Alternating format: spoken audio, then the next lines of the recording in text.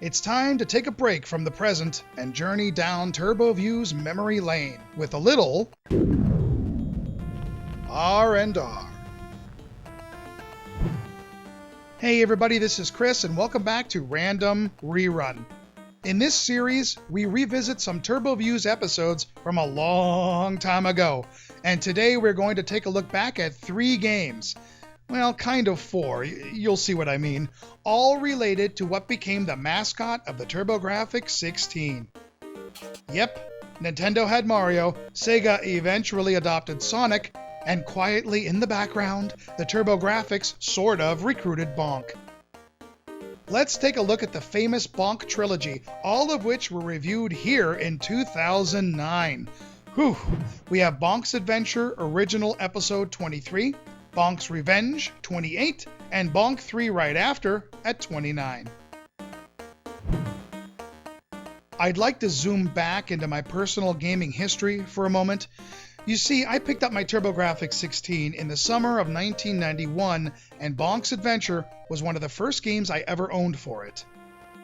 Much like Alien Crush, which we talked about last time, this game truly helped me cement the idea that snagging a TurboGrafx was the right choice for me. Bonk's first excursion is great, colorful, unique, with fun gameplay mechanics. Bonk is a caveman from 10,000 BC and is out to save the princess from King Drool. And as you all know, he uses his noggin as a main weapon. You know, it's a very satisfying attack, and even the thunk sound effect is great. You got meat power-ups, trademark bouncy flower springs, tons of hidden items, bonus stages abound. I mean, it's all quite solid. While it's not the longest game or the hardest game, it's definitely a fun game. I remember staring at those looping video presentations in the Toys R Us kiosks as a kid. And while the CD-ROM concept obviously stood out, the shot of Bonk spinning and hitting the dinosaur on the top of the head, I don't know, for some reason that moment always stuck with me.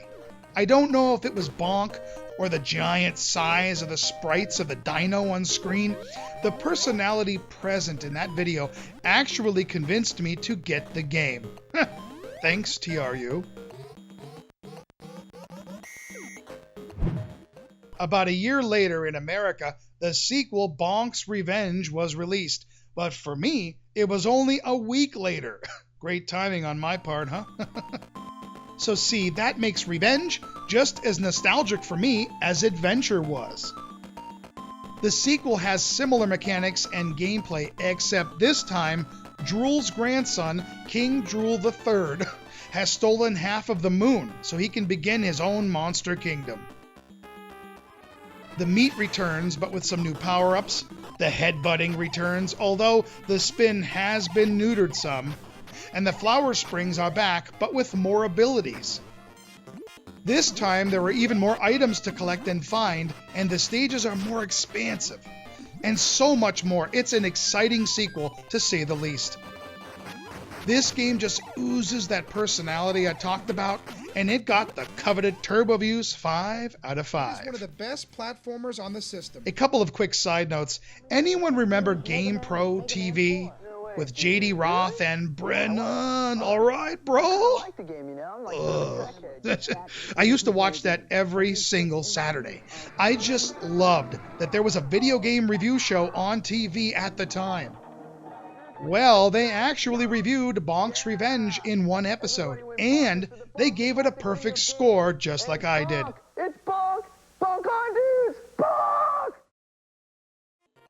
Also, Adventure and Revenge were both lumped into the Gate of Thunder's Super CD compilation released in the Turbo Duo era. You could get this set with the Duo, as well as with the special mail-away Super System card. In case you didn't know, it actually shipped with separate manuals for both, stamped Turbo Technologies on the back, just to screw with all the completist collectors out there. That's right, Bonk is back by Being an official TG16 owner now, I was pretty excited to hear that a third game was in the works. It ended up released very late in the Turbo's life cycle in 1993 and was not the easiest to find.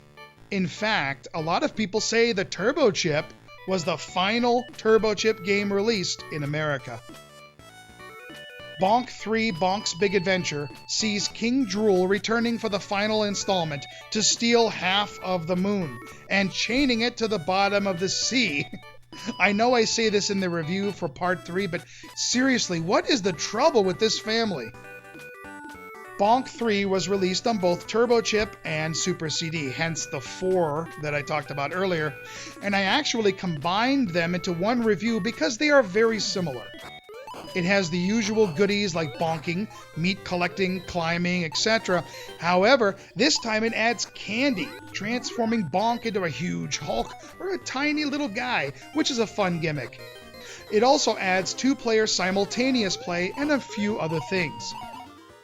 The Super CD version includes extra bonus stages that are okay, as well as CD quality music, although in this rare instance, I actually prefer the chip tunes. They sound more like Bonk to me. I know, that doesn't happen often. Bonk 3 actually eluded me until a year after its release when I asked these guys at a Ma and Pa video game store I used to visit if they could order it for me. Luckily, they were able to, and guess what? I was actually returning and getting trade value for Darkwing Duck. So yeah, that was a win-win. So the chip version was mine in about 1994. You could tell from the review that I didn't enjoy the third as much as the previous installment, but it's still a good finale to the TG16 trilogy. Also, I was glad that people caught the "ooh, piece of candy" reference. Thanks, James Woods. While Bonk appeared on some other consoles later on, I actually covered the NES version of the first Bonk game. You really can't beat the original trilogy. If only the rumored Bonk IV: The role-playing game was actually developed, that would have been cool. Okay, well, there is a little personal history I have with the Bonk titles. If you want to learn more, we are now going to replay all 3 original reviews from over a dozen years ago in their entirety back to back. Thanks for joining me for another episode of Random Rerun, and I'll see you next time.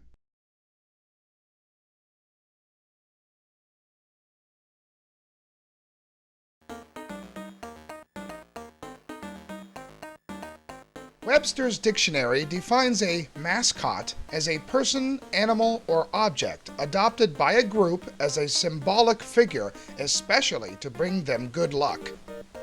Anyone into gaming at all knows that Mario definitely serves this purpose as the mascot of Nintendo. And Sega eventually adopted Sonic the Hedgehog in the same way. The TurboGrafx 16? Well, it created Bonk, with this first game in the series called BONK'S ADVENTURE, in the hopes that it would benefit from some of this good luck. It is the year 10,000 BC, and you play as Bonk, a caveman out to rescue Princess Za, who has been kidnapped by the evil king, Drool. Drool has also stolen Bonk's best buds and forced them to do his bidding. In order to save them all, Bonk must traverse through deserts, volcanoes, and tropical forests filled with a whole bunch of crazy, quirky, and bizarre enemies. But Bonk only has one real weapon: his head. An often typical trait of mascot games is action platform gameplay, and Bonk's Adventure is no different with 5 side-scrolling stages. As Bonk bonks his way through the levels, he finds a lot of items to collect left behind by enemies or inside various flowers. One of the best items is meat, which gives Bonk power-up capabilities. Now, the first small meat awards a more powerful headbutt and allows Bonk to temporarily freeze enemies. The second meat, or the giant meat, turns Bonk into Psycho Super Bonk. Well, I actually just made that up, but it sounds cool.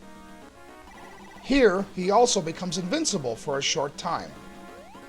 These meat power-ups are only temporary, but are invaluable and a lot of fun to collect.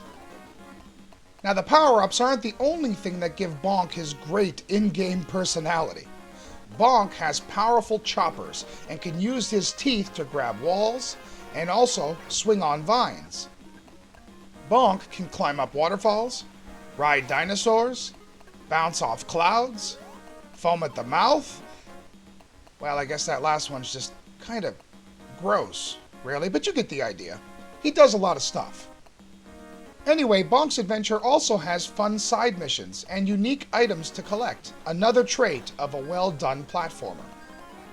There are various bonus stages scattered all around, which allow Bonk to rack up points. Many of these stages are only found in specific caves. Now this adds a little exploration into the game in order to find these hidden rooms. In fact, other hidden items need to be searched for as well, such as this one-up, located right at the beginning of the game. This exploration gives Bonk a few extra layers of gameplay. Bonk's Adventure has a rather unique and somewhat non-traditional layout structure in its stages. Some areas are very long, while others are quite short. Stage 2, for example, is literally comprised of 7 different areas. However, Stage 4 is only one very large area, leading straight to the end boss without stopping. Some also have upper and lower paths with different hazards found in each. You never quite know how each stage is going to play out, and I really love this aspect. The last stage is quite long, with a lot of moving elevators taking you all over the place, and to an always popular boss parade thrown in for good measure. Yippee! Graphically, Bonk is very colorful, and the game has a really great personality in all of the characters. This personality is its greatest asset. Everything has a constant caveman look, and many characters are also nicely detailed, with end bosses that are huge sometimes. With that said, I did always feel that some stages in Bonk's Adventure were a slight step down and somewhat uninspired than others. The sounds in Bonk's Adventure are great, from the thunk noise when Bonk slams his noggin onto the ground or onto an enemy's now fractured skull, to the really great soothing and totally appropriate music tracks that are almost always exclusive to each stage. I don't know, everything seems to fit really well, and I always enjoyed the audio in this game. Bonk has pretty good control with spot-on accurate headbutts. His main jump, however, is slightly delayed and does make extremely tight and precise jumping somewhat difficult. Raising the turbo switches up allows a constant spin move that comes in handy for certain bonus stages and for bypassing hard-to-beat areas, you know, in case you want to cheat a little. But it does make bonking an enemy accurately impossible. When Bonk runs out of hearts and dies, he continues at the exact same spot. In fact, Bonk will earn a ton of extra lives as more hidden items and bonus points are found. There are also unlimited continues available. As a result, the game does seem a bit easy and ends a little too soon. But you cannot deny that Bonk's Adventure is a fun game and a great start in the series. It is hard to explain, but constantly bonking your enemies is extremely satisfying every single time.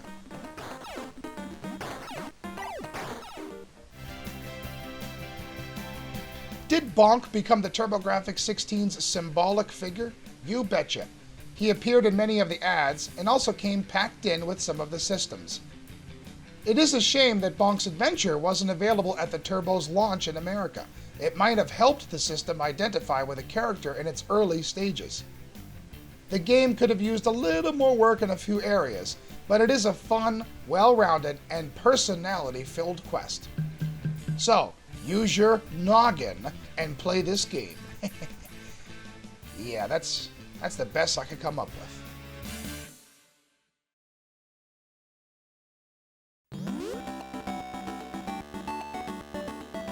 Sequels can be tough. While they usually continue a story that began in the first one, they can also be somewhat disappointing. Our expectations are always so high. How can anything live up to the hype that we conjure up in our own crazy minds? Well, the creators of Bonk, the somewhat mascot of the TurboGrafx 16, found a way with Bonk's Revenge. Quick question. Why in the hell do villains find the need to procreate? King Drool had to go and reproduce, and now we're left with his grandson, King Drool III, who decides he wants to build a monster kingdom of his own. He has stolen half of the moon in order to start his construction. Seriously, what is wrong with these damn kids? Well, Bonk once again must use his head in order to defeat the enemies and put the moon back together again. He can bonk on the side, underneath, and from the top. And just as before, it is a very satisfying attack. Now, no mascot-based platformer would be complete without power-ups. Bonk decides to skip Mario's fungus and jump right to the real deal, meat. He can freeze enemies with the first meat, or conjure up some fire breath, a super ground pound, and a short bout of invincibility with the second. Finding the giant meat powers him up completely, although unfortunately they are all only temporary. The meat is always fun to collect, so let's chow down. Hey. Well, let's get this one instead. Oh, come on. Stupid. Bonk is one crafty little dude. With his teeth, he can climb walls, spin around using his giant mouth, transform into a crab, scale up waterfalls, or take flight on his own personal helicopter. He can also take advantage of the famous flowers, which return from the original game. They provide power-ups and other items, such as springs, food, and the occasional hidden enemy. Oh, stupid. This time, some can also be bonked, turning them different colors, or forcing them to another position, adding a little bit of floret strategy. And let's not forget the bonus rounds, a somewhat staple of the Bonk series. There are 8 of them in Bonk's Revenge, and they can be accessed by locating the tiny flowers sprinkled around the game. Revenge increases the amount of stuff to collect and hidden items to astronomical levels.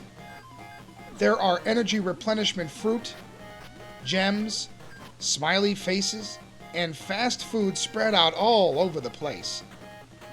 Since the levels are a little more diverse in this installment, it allows for a lot of exploration. Oftentimes, you have to find special ways to get to items, such as riding a specific volcano shard, or choosing somewhat of an alternate path. Now, if you get addicted to collecting items like I do, well, Bonk's Revenge has so many, you'll definitely get your fix.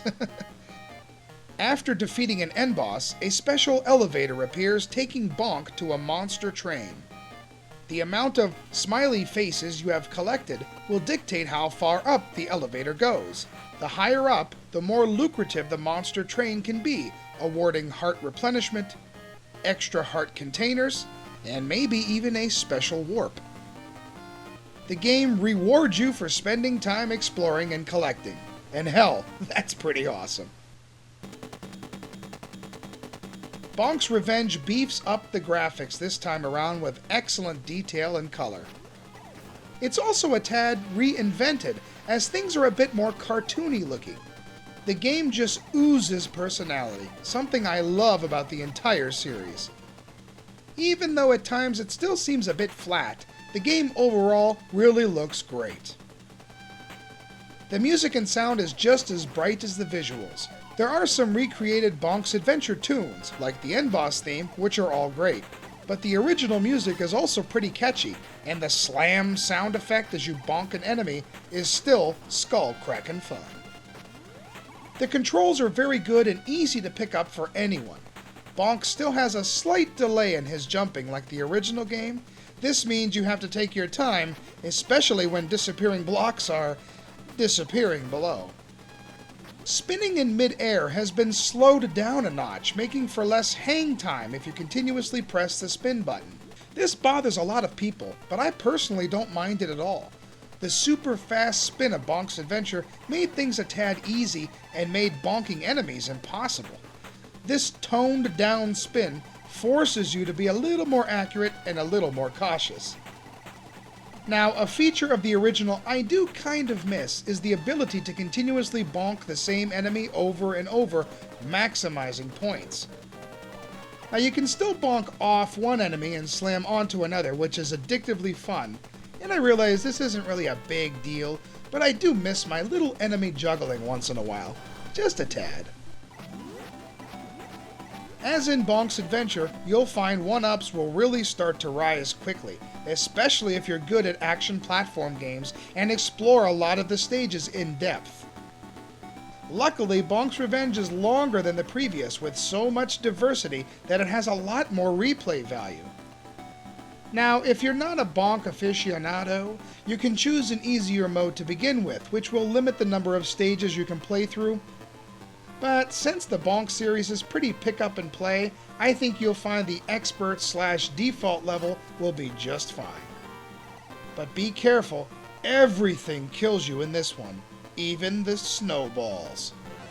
Oh, jeez, I guess Bonk needs to pull out his winter wardrobe. Ow, stop it!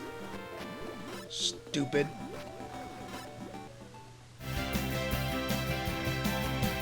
Bonk's Revenge is a fantastic game and an excellent sequel that not only continues the story of the original, but increases the fun factor and reinvents itself in the process.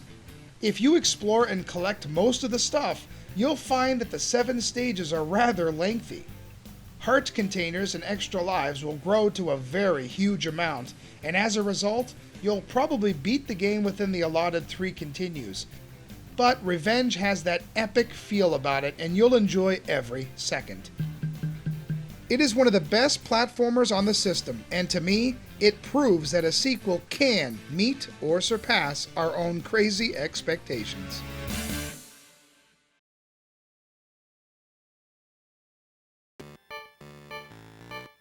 I don't know about you, but I always looked forward to mascot-based games. Mario, Sonic, Bonk, it didn't matter. They were always highly anticipated. So it comes to no surprise that the release of BONK III, Bonk's Big Adventure, was an exciting proposition for those of us who had a TurboGrafx 16. The sad part is, this was during the very end of the Turbo's life cycle, so the amount of people who actually played or even saw the game were pretty slim. It was even released in 2 forms, a Turbo chip and a Super CD, and yet it is still one of the rarest games in an American TurboGrafx collection. Now both versions are pretty much the same, so let's pop them in and analyze this final installment of the Turbo's signature series. Well, it looks like King Drool was plotting to arrange his next attack while his grandson was screwing everything up in Bonk's Revenge, because he returns. Being very unoriginal, he steals half of the moon, this time chaining it to the bottom of the sea. You know, this family really needs a hobby. I mean, the whole moon thing, yeah, getting a tad old. Luckily, Bonk volunteers once again to take control of the situation and bonk his way to victory. Let's start with one of the major additions to this installment, multiplayer. At the beginning, you can choose between 1 or 2 players.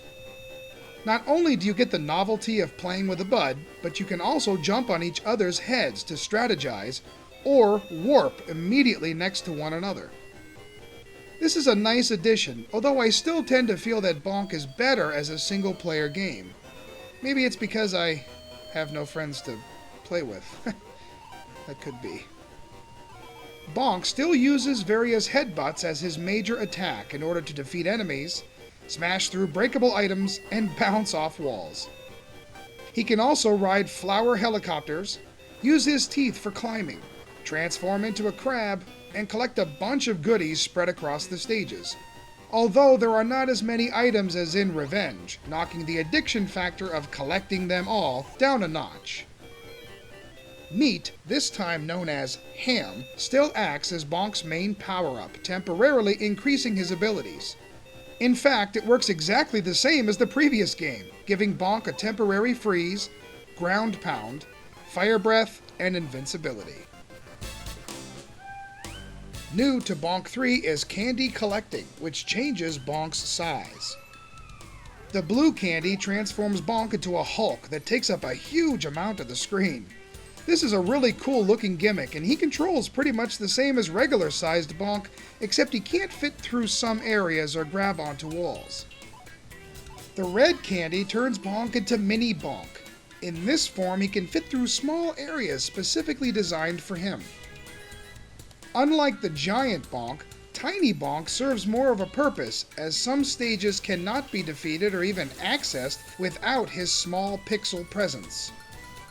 This makes collecting the red candy of strategic importance. The candy rematerializes if he walks off screen and comes back, so it will always be available when in need of a sugar rush. Ooh, piece of candy. Ooh, piece of candy. Ooh, piece of candy. The bonus rounds return and can be played after finding the special tiny flower. When you defeat a boss, you can select between the 8 different rounds, and the amount of smiley faces you have collected act as credits. Now, the Super CD version does add 4 versus bonus stages, which can be accessed by finding the little doorways scattered around the game. You play against a friend in 2-player mode, or against the computer in a 1-player game. They are a fun little addition, with the waterfall chase being a favorite of mine. But they also don't make or break the Super CD version. I mean, seriously, the volleyball one just needs to end. Last but not least, the flowers make their third and final appearance and provide power-ups based on their individual color. Yellow equals spring, orange equals meat, blue equals extra lives or hearts, and pink equals food or a hidden enemy. Oh, stupid. New to Bonk III are the green flowers, which hold the transformation candy. Unlike in Bonk's Revenge, these flowers are static, which means you cannot change their color or bonk them to another position. A shame. Bonk III definitely pays an homage to previous games in the series, although sometimes it seems to just copy-paste. This looks familiar. That looks familiar. We have the mining caves again. There's the ship. Sometimes it seems there's a little too much repeated material here and not enough original to balance it out. You'll also find many familiar Bonk enemies that return. Now, some of the new ones include Crazy Lady, Poison Fish, Crybaby, and Booga Booga. Nope, not making this up. Look, it's in the manual. Oh, and this little green son of a that steals your smiley faces? Don't even get me started. A couple bosses are large and unique, but truthfully, they are my least favorite bosses in the series. The overall look continues the cartoony design of Revenge and is pretty good. There are a lot of dull looking areas though, like right here. Now imagine being excited, popping this game in for the first time and seeing this plain grass area as your first stage. Wow, can we say disappointing right away? Luckily, almost everything else looks better, with excellent color and a very appealing set of graphics. I always liked the music in the Bonk series, and Bonk III is really no different. The Chips music grew on me after a while, and I found myself humming a bit after the fact. Obviously, the Super CD adds CD quality music, with mostly remixed variations of the Chips tunes, but some stages have a weird background sound thrown in, becoming somewhat distracting.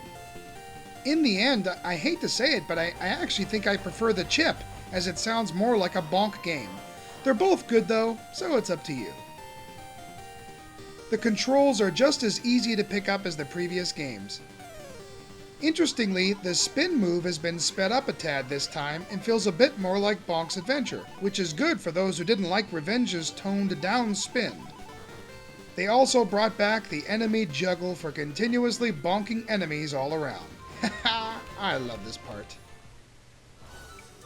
Even though it is not as exploration-filled as Revenge, Bonk 3 is still a pretty huge game. I found Bonk 3 handed me more one-ups than any of the others, and defeated the game without using a continue. Aside from a slight delay as the CD loads, which is very, very minimal by the way, and the addition of versus modes and CD music, the chip and Super CD versions are pretty much identical. My expectations were a tad unrealistic when this game was released. While Bonk's Adventure is a much shorter game and doesn't have as much to do, it is forgivable because it was the first. Bonk's Revenge raised the bar a little too high, making for an epic experience all the way around. Bonk 3 was just a little disappointing, mostly due to a lack of enough reinvention and originality. But I still recommend it, especially if you're a fan of always using your head.